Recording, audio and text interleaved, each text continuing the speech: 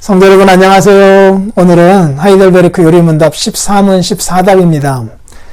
어떠한 피조물이라도 단지 피조물로서 우리를 대신하여 하나님의 의를 만족시킬 자가 있습니까? 라는 질문이에요. 여러분 12문에서 우리는 하나님의 심판을 따라서 형벌을 받아 마땅한 존재가 되었는데 그 형벌을 피하고 다시 하나님의 은혜를 입을 수 있겠습니까? 라고 질문하였고 거기에 대해서 하나님은 하나님의 의가 만족되기를 원하신다. 그래서 우리 스스로이든 아니면 다른 이에 의해서이든 간에 우리의 죄값을 치러야 한다라고 가르쳐 주었습니다.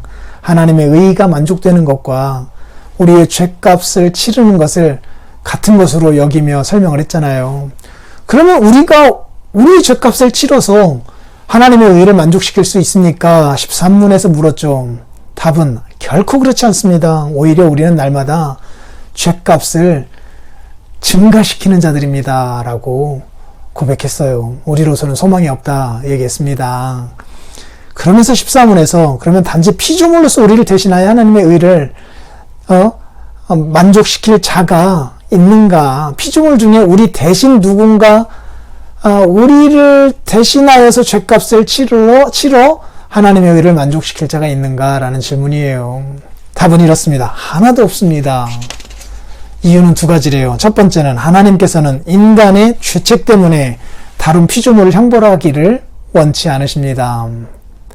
인간이 지은 죄가 있는데 인간 대신에 다른 피조물이 그것을 하기를 원하지 않으신대요. 사람이 지은 죄는 사람이 지불을 해야 한대요. 그래서 구약의 수많은 짐승들이 잠시는 사람의 지은 죄를 짊어지고 죽음으로써 잠시는 죄값을 유예시킬 수 있었지만 시간을 연기시킬 수는 있었지만 그러나 근본적으로 그 죄값을 해결할 수는 없었대요. 제사 제도의 한계였어요.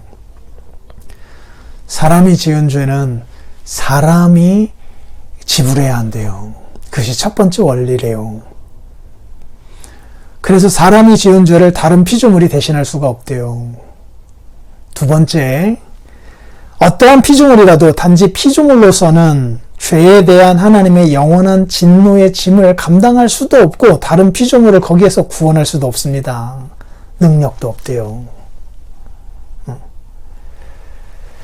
죄 지은 사람을 대신 해서 죄값을 지불하는 이건 불가능한 거죠.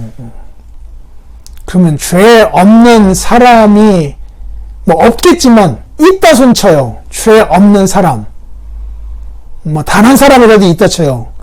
그도 불가능할 것이 죄 없는 사람이라 하더라도 그가 이 죄에 대한 하나님의 영원한 진노의 짐을 감당할 수 있는 능력을 지닌 자인가를 또 봐야 되잖아요. 사람 중에 그런 자는 없어요. 죄 없는 자도 없지만 죄 없는 자가 있다 손치더라도 이 영원한 죄의 짐을 그 하나님의 진노를 감당할 수 있는 자가 없어요. 불가능해요. 참 중요한 진리를 여기에서 우리에게 가르쳐주고 있어요. 사람이 지은 죄는 사람이 그 값을 지불해야 한다. 그러면 죄 있는 사람이 다른 사람의 죄를 대신 지불할 수는 없는 거잖아요. 그럼 죄 없는 사람이 다른 사람의 죄를 지불할 수 있을지 모르겠지만 이 죄값이라고 하는 것은 너무나 커가지고 사람의 능력으로는 그 값을 지불할 수가 없다. 그 능력을 지닌 자가 없다. 그렇다면 어떻게 해야 될까요?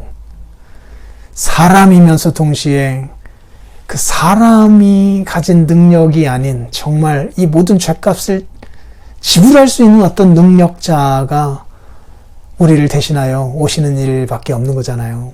그래서 그 다음 질문이 이어지는 거예요. 자, 13문 14답 마지막으로 한 번 더 읽고 마치겠습니다. 어떠한 피조물이라도 단지 피조물로서 우리를 대신하여 하나님의 의를 만족시킬 자가 있습니까? 하나도 없습니다. 첫째, 하나님께서는 인간의 죄책 때문에 다른 피조물을 형벌하기를 원하지 않으십니다. 둘째, 어떠한 피조물이라도 단지 피조물로서는 죄에 대한 하나님의 영원한 진노의 짐을 감당할 수도 없고 다른 피조물을 거기에서 구원할 수도 없습니다. 아멘.